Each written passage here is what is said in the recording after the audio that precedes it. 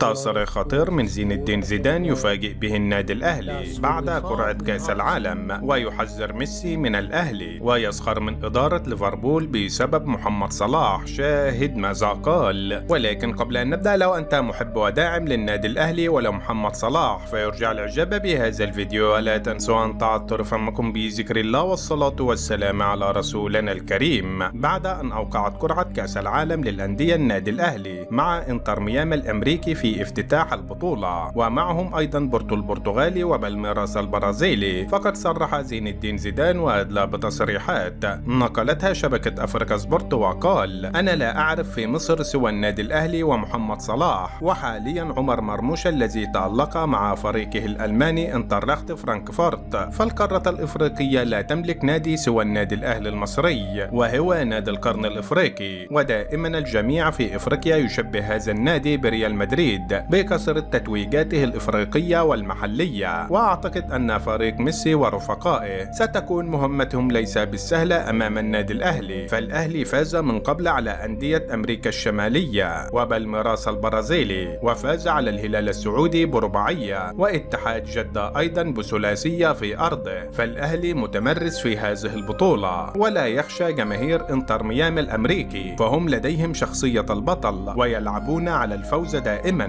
وأعتقد أن الأهلي هو الفريق الوحيد في إفريقيا والعرب القادر على تخطي دور المجموعات، مع احترامي للهلال السعودي الذي يملك العديد من المحترفين مثل نيمار وميتروفيتش، ولكن هم بصراحة ليسوا النادي الأهلي. وسأله الصحفي: ما رأيك في إدارة ليفربول التي لم تقدم عقد جديد لمحمد صلاح؟ فرد وقال: صراحة أنا مندهش من إدارة ليفربول حتى هذه اللحظة بسبب عدم تقديم عقد جديد لمحمد صلاح، ففترة الانتقالات الشتوية ستبدأ قريبا، وهم يملكون أفضل لاعب حاليا في العالم وهداف الدوري الإنجليزي، فتخيل معي ليفربول من غير أهداف محمد صلاح والتمريرات التي يقدمها لزملائه، ماذا كان سيكون ترتيبه في الدوري الإنجليزي أو في دوري أبطال أوروبا؟ فعلى إدارة ليفربول تقديم عقد جديد لمحمد صلاح وبسرعة قبل فوات الأوان، لأن إذا جاءت فترة الانتقالات الشتوية الأمر سيكون صعب للغاية، لأن هناك العديد من الأندية ستتصارع من أجل التعاقد مع محمد صلاح، وعلمت أن هناك أندية برشلونة وباريس سان جيرمان وبعض الأندية السعودية وبايرن ميونخ داخلة على الخط أيضا،